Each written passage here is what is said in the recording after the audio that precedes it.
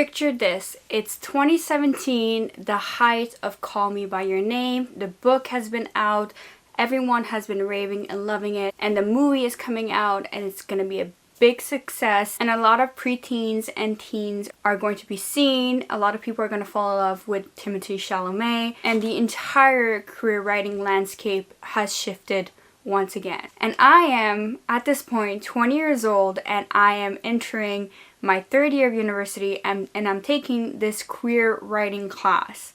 And meanwhile, I have been out more or less for the last 2 years, but also very privately out, still figuring things out and still understanding my sexuality. Now, you guys know I'm on TikTok and I love TikTok, so if you ever seen that TikTok where it's like, well, you don't look gay. Oh, hold on, let me just, and then the person literally changes their outfit and the way they look to like appear or seem more gay. And that's why I put on my flannel. And actually, fun fact is, I didn't know that flannels were associated with queerness when I was younger. So I have a lot of flannels, like throughout the years, I kept buying different flannels. And it's funny because now that I think of it today, I haven't worn like flannel in a very long time, and I think it's just my style that has changed. Like, I'm more into like dark academia aesthetics. That's why there's maybe some changes, but now I'm thinking how I can maybe incorporate more flannels plus dark academia or dark academia flannels.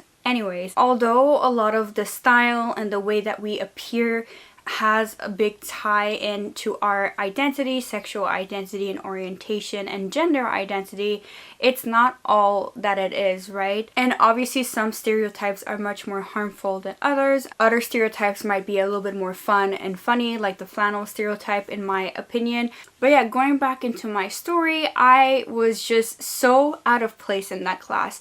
Not because I didn't relate to the class, not because I didn't relate to anyone. I actually really did. It was actually one of my favorite classes I've ever taken in my life. However, it's because I was still not comfortable with myself, still not comfortable being like, hey, I'm bisexual. And if you are bisexual, or if you know the bisexual community, or if you know anyone who's bisexual, we are still one of the groups that are just not always validated or accepted even by our own, and we're like expected to make a decision at some point, like either you're straight, either you're lesbian, or you're gay. And it's very harmful and it's very unfortunate. We also get that label of like, we are the most promiscuous, we are the most, we're gonna lay down and sleep with anyone, and all these kind of negative stereotypes that come both outside and inside the house of the LGBTQIA+, and it's very unfortunate. And it actually, as a bisexual, makes you want to be like, I'm just not gonna publicly announce what I align with or who I am. And it took me many years to just feel comfortable to start putting the flag in my profile, but I also know that like it's just something that I am, and I don't have the need to perform anything, I don't have the need to express anything, and I don't have the need to showcase or tell someone or disclose anything to anyone if I don't feel like it. It's just something that I am. At the end of the day, it's all about personal preference, and it's all about how you feel comfortable in yourself, in your skin, in how you present yourself, etc. So having said that, most of you know this channel is a very inclusive channel, not just about gender identity and sexuality, but about many other things. I have a very mixed background, so my mom is Iranian, my father is Austrian, I am bisexual.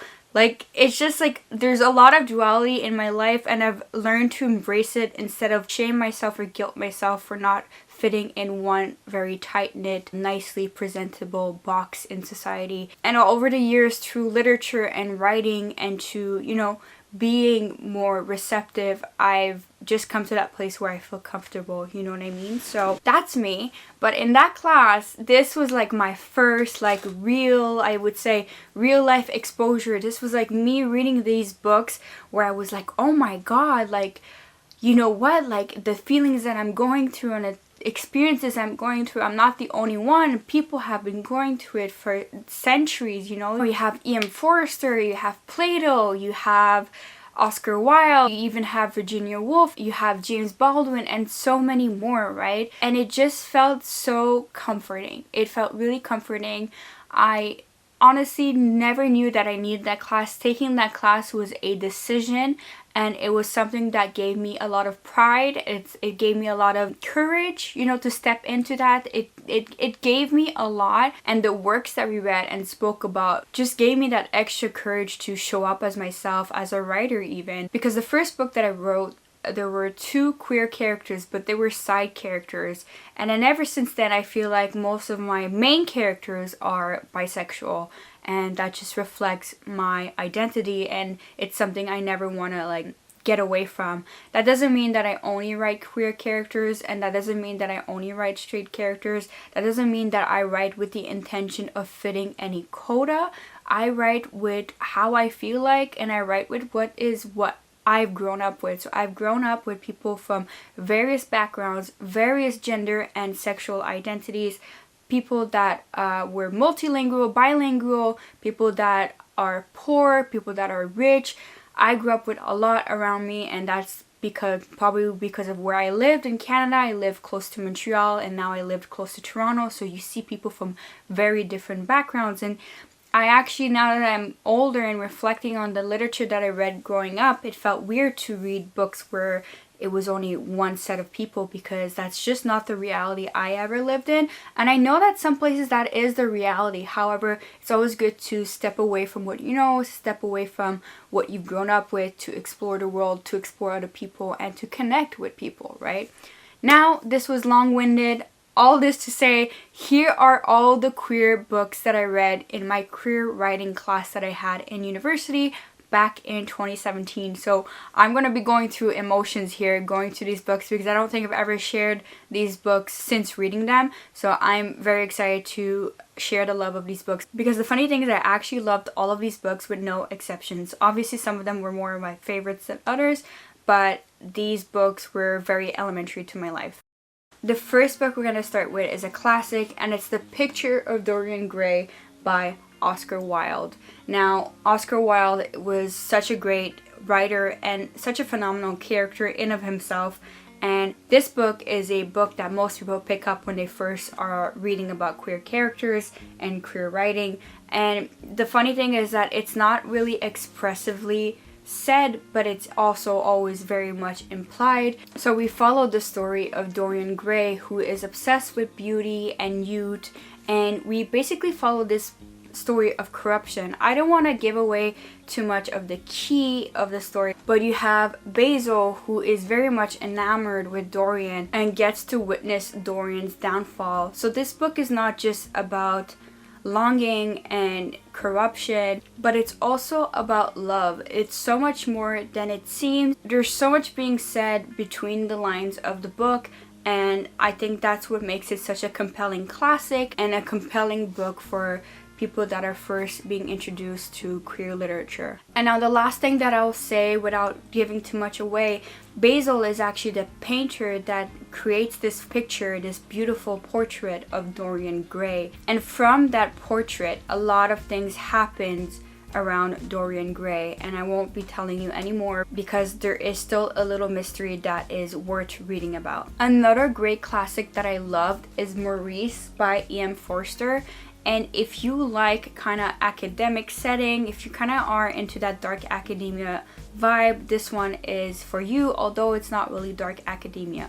So I'm going to read the blurb on this one, because although I know what the story is about, I don't think I could do it justice as if I was to read the blurb. Maurice Hall is a young man who grows up confident in his privileged status and well aware of his role in society. Modest and generally conformist, he nevertheless finds himself increasingly attracted to his own sex. Through Clive, whom he encounters at Cambridge, and through Alec, the gamekeeper on Clive's country estate, Maurice gradually experiences a profound emotional and sexual awakening. A tale of passion, bravery, and defiance, this intensely personal novel was completed in 1914 but remained unpublished until after Forster's death in 1970. Compellingly honest and beautifully written, it offers a powerful condemnation of the repressive attitudes of British society and is at once a moving love story and an intimate tale of one's man's erotic and political self-discovery. So that's the thing about queer writing. A lot of the queer writing that was done before the 1950s and 1960s was still very much hidden. A lot of the queer subtext had to be written between the lines of the story. It had to be really able to pass through censorship. So Maurice is one of them, and even The Picture of Dorian Gray was one of them. And Oscar Wilde actually had to follow a trial because of his way of living and the topics of what he was writing, right? So he was put to jail, and then he was poor, and then he passed away, unfortunately.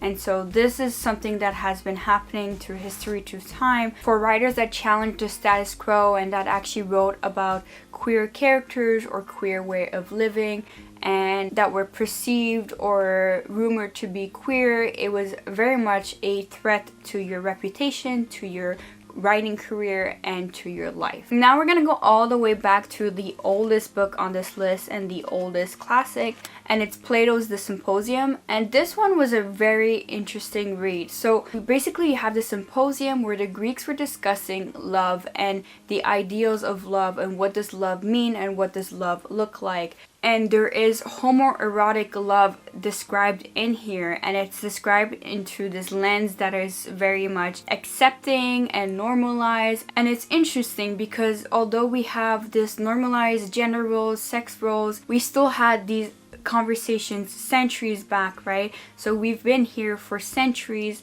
and we've been a topic of discussion and a topic of repression for all of these centuries. And I think this is a very great book, not just about, you know, queerness, but also what it's like to intellectualize love, because a lot of people will intellectualize love differently. So say a person doesn't believe in queer love, other people do believe in queer love, and that's just always been the nature of our world. So no matter how much we're going to try to spread the love and joy and acceptance of queerness and of loving everyone as for who they are, there are still going to be people that are never going to accept it and never going to see it that way. And that's just something that is very enlightening when you read this. There's a lot in here that is very interesting, and it's not just about love, it's also about beauty, it's also about aesthetic, it's also about convention, it's about so much more than just love. I think that's the most fascinating part about reading this book. It's a very elemental read, and I highly recommend everyone reading it at least once. The next book is a graphic novel, and it's one of my favorite graphic novels, and it's one of my favorite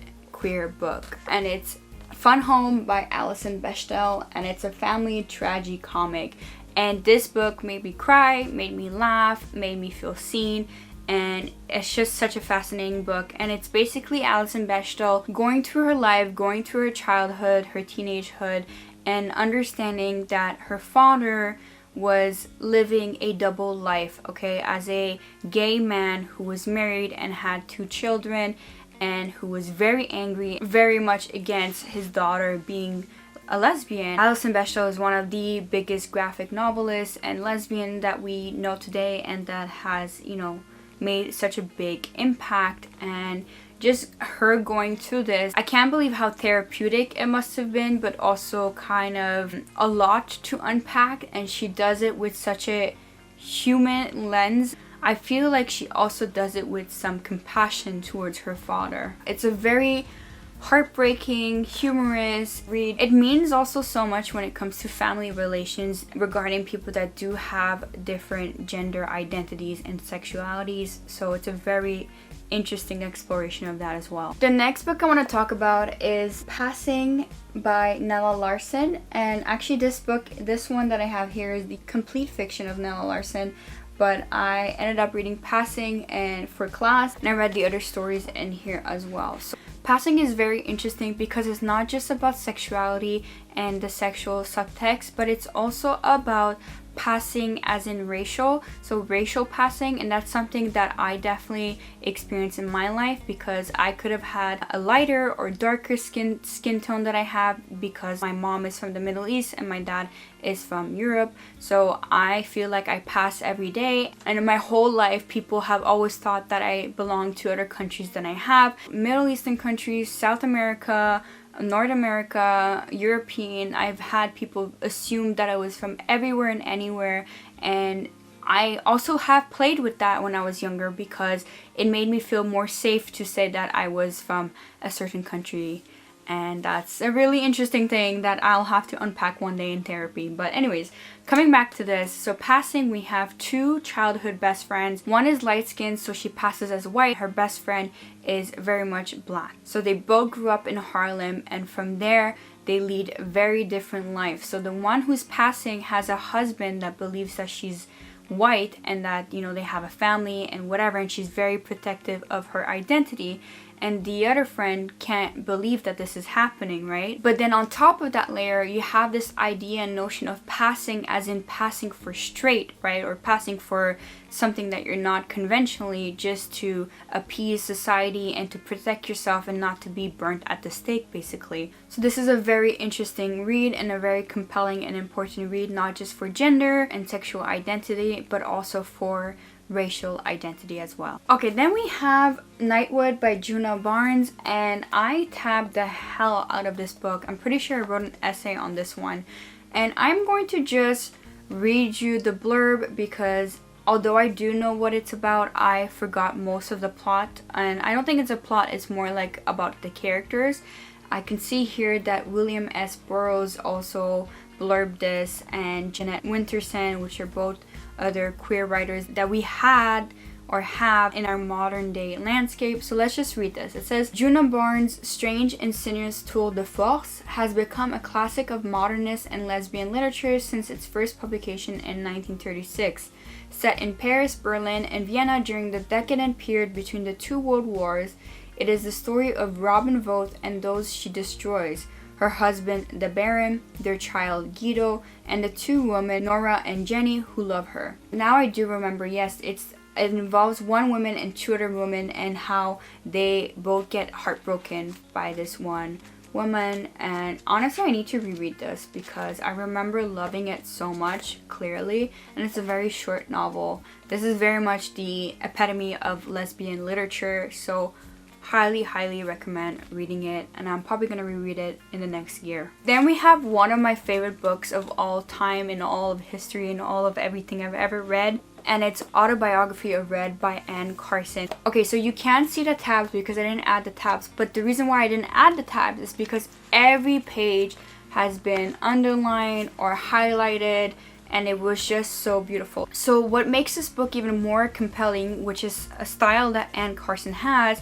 is that it's a novel that's written in verse. So it's very beautifully written, it's gut-punching writing, and the story itself is illuminating. Basically what Anne Carson does best is taking figures from mythology and putting them in a modern setting and just changing up their lives, changing up a little bit of their stories while still remaining faithful, and then giving them more subtext. So the main character is Dorian, and Dorian has been taken from a Greek myth, and it says Dorian is the name of a character in ancient Greek myth about whom Stesichorus wrote a very long lyric poem. Some 84 papyrus fragments and a half dozen citations survive, which go by the name Geryonis, the Gerian matter, in standard editions. They tell of a strange winged red monster who lived on the island called Erythea, which is an adjective meaning simply the red place, quietly tending a herd of magical red cattle until one day the hero Heracles came across the sea and killed him to get the cattle. And this is why we follow Dorian and Heracles and the heartbreak that ensues.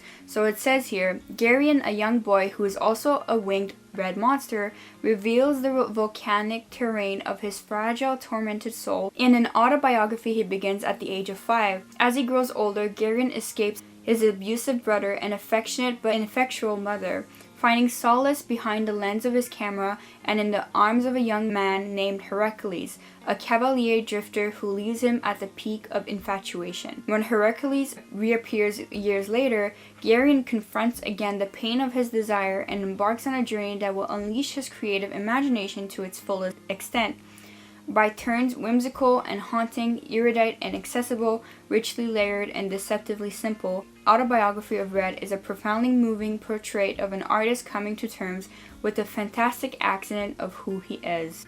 Very brilliant, definitely should pick it up. I read this in 2017. 3 years later, in 2020, I see Anne Carson live at my school when I was doing my master's, and just hearing her talk and speak about myth and Sappho and translation. Just made me want to study more Greek myth and read her 30 plus books that I ended up buying. And then I obviously, the next year in 2018 or later on, I read the sequel of Autobiography of Red, and it's called Red Dog. It was good, but it wasn't as good as Autobiography of Red, if I'll be honest. And it was a much harder read in my opinion because of the way it was written, but I definitely do recommend reading both books. Another epitome of lesbian literature is The Well of Loneliness by Radcliffe Hall. Look how thick this book is. I think it's the biggest book on this list probably. Yeah, it's about 450 pages. It's heartbreaking, it's beautiful, it's refreshing, and I related so badly to the main character because she's more boyish, she's more athletic, she doesn't really like to follow social conventions, and she's just very much herself. And her relationship with her father was one of the most beautiful things that I've read, and it's something that I relate to as well, as someone who grew up more with my father and who had to like come to terms with being different as I am and eventually coming out as someone who is queer. I'm just gonna read you the blurb, but I highly recommend reading this one. I get shivers and tears just thinking about it. So it says here, Stephen Gordon, named by a father desperate for a son, is not like other girls. She hunts, she fences, she reads books, wears trousers, and longs to cut her hair.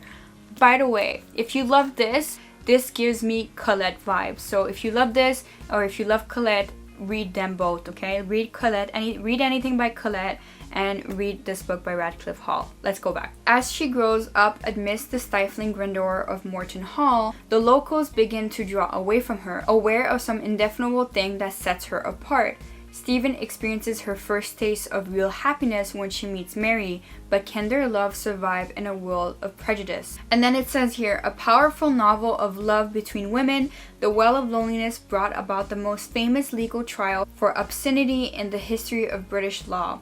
Banned on publication in 1928, it went on to become a classic bestseller. I just highly recommend this book. I wish more people were reading it or talking about it, and I am long overdue for a reread. Okay, so then we have this book, which is Giovannis Room by James Baldwin. I think everyone has heard of this book, has read this book, or read something by James Baldwin. James Baldwin was a gay Harlem American man back in the 50s, I believe, and yeah, he was very much progressive, very much into LGBTQ and black rights. So I'm just gonna read you the blurb. Highly recommend it. It's set in Paris. It's another gut-wrenching read, and it's another book about shame and acceptance and being who you are and being around people that have not accepted themselves and being around society that does not want you to be who you are. So it says here, set in the 1950s, Paris of American expatriates, liaisons, and violence, a young man finds himself caught between desire and conventional morality. With a sharp, probing imagination, James Baldwin's now classic narrative delves into the mystery of loving and creates a moving, highly controversial story of death and passion that reveals the unspoken complexities of the human heart. Highly recommend this one as well. It's a classic. Read it. Then we have a play. We have As You Like It by William Shakespeare, and this one's a very interesting play because again it has the mistaken identity. We have women dressing up as men, and it's kind of like that idea of cross-dressing and queerness and other ideas and themes along that way. So I'm just gonna read you the little blurb here. It says, uncertain of their standing in court and fearing for their lives, Rosalind and Orlando are forced into exile in the forests of Arden, only to become entangled in a beguiling game of love, lust, and mistaken identity. One of Shakespeare's great comedies, As You Like It, subverts the traditional rules of romance, confusing gender roles, nature, and politics. Highly recommend reading this one. It's one of Shakespeare's best comedies. It does deal with some real topics, so as like the couple being in exile in the forest, so it comes down to the same ideas. But because this is the 1600s in Britain, you obviously know that if it's a comedy, it ends with a marriage and it ends with a conventional marriage. But the fact that before leading up there. There's a lot of subversion of what is conventional, what is gender roles, what is the normal gender identity, and the cross-dressing. It's very much an interesting play to read for that time. My battery is flashing, so I'm gonna go very quickly to the next one. I have Orlando by Virginia Woolf. It's also about cross-dressing, and I don't know much about this one because this is the only one I haven't read, so hopefully I get to read it this month, but I want to read some of her other books too, so I'm not too sure when I'm picking it up, but I definitely need to read this one. I'll definitely add it down below with all the other books so you can go and read the blurb. I don't want to talk too much about this, there's no blurb here, but I know it's similar as to As You Like It, but a little bit more intense. There's this whole love story between Virginia and Vita, and all these romantic homoerotic themes that happen in Virginia Woolf's real life, so this book apparently kind of goes to that through the lens of fiction, so that's what academics have been saying for years now. And finally we have Angels in America by Tony Kushner, and this was one of my favorite reads ever. It's again a play, and it's a very important play. It highlights the AIDS crisis in America. So I just wanted to resume what I was saying before my camera rudely died on me. And so Angels in America is set in 1980s America among the AIDS crisis, and it talks about homosexuality. It's very metaphorical. It's very, even I would say, it has this underlining theme of angels. It's kind of biblical, and we follow multiple storylines of different people that are gay and the people around them that both accept and don't accept them. And we follow, I remember there was this one guy who's suffering and he's in the hospital bed and he's dying. And you know what's interesting is that the thing that reminded me most about this book lately is the newest or the last season of American Horror Story, season 10, where it's set in New York as well. Back in those days, there's the AIDS epidemic that is happening, and how the government wasn't caring and didn't care because it was said to be something that only impacted queer men and the queer community. And it's very heartbreaking, it's very sad, and we lost a lot of our queer mentors that could have been here today at this date. In some very many ways, we are very lucky in our society today, and it's just so important to talk more about the AIDS crisis, to talk more about what happened, what went down, who was silenced, who passed away. And oh my god, I always get emotional thinking about this. I did not think I was gonna cry on this video. I knew that this was a sensitive topic, but something that really gets to me is always injustice and discrimination. I definitely recommend reading these books, and clearly I sometimes stay away from these type of books because it's just so much, but I do recognize that they're very important and that we should keep reading them, keep recommending them, keep putting them in curriculums. So highly recommend reading that one. Holy hell. Whew. So yeah, those were all of the books that I got to read during my queer writing class. I highly recommend actually all of these books except probably Orlando, but that's just because I haven't read it and I have to read it. So I don't know how good it is, but I'm sure it's good because I love Virginia Woolf. So I have yet to read that one, and I have the letters between Vita and Virginia Woolf. There's a book that's been published about that, so I'm gonna read that as well at some point. So if you have any other classical queer books to recommend, please leave them down below. I know that there are many more, and there are many more books now in our society, which is beautiful and amazing. If you guys want a more modern adapted list of queer books, I can also deliver that. I have a few of my favorites that I have in mind right now, and I have a few more that I still want to read that I feel like I'm the last one to read them, so I'm still working to that. So yeah, happy Pride Month. My channel is a safe place. I love you guys so much. I love all of you so much. Happy Pride. I remember my first Pride back when I was 18, and it's just such a memorable experience to me. I know there are a lot of times where people use Pride as an excuse to do heinous things, or people that are not even part of our community come in there to give us a bad rep, and that's very much unfortunate, but we cannot cancel Pride just because of a few bad apples, right? So we are stronger together. We are stronger as well with our allies. I love you all, and I'll see you on the next video. Hopefully I won't be crying anymore. So bye, love you.